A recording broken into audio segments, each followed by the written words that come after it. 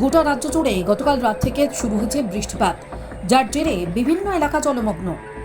বোলপুর শহর তথা আশপাশের এলাকাতেও জল জমে গেছে বিস্তীর্ণ এলাকায়।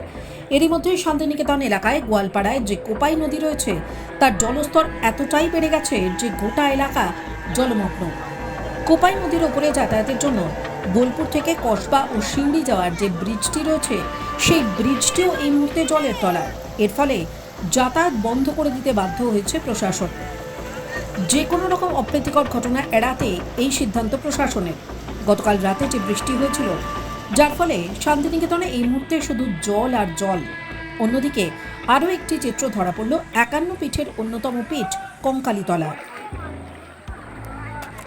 কঙ্কালীতলা এই মুহূর্তে কোপাই নদীর জলের তলায়। বেলা বাড়ার সঙ্গে সঙ্গে জলস্তর আরও বাড়ছে। যদিও দুপুর থেকে বৃষ্টির পরিমাণ কিছুটা হলেও কমেছে, কিন্তু বোলপুর মহকুমার আশপাশের অঞ্চলও এই মুহূর্তে জলমগ্ন। টাইমস নাও খবর।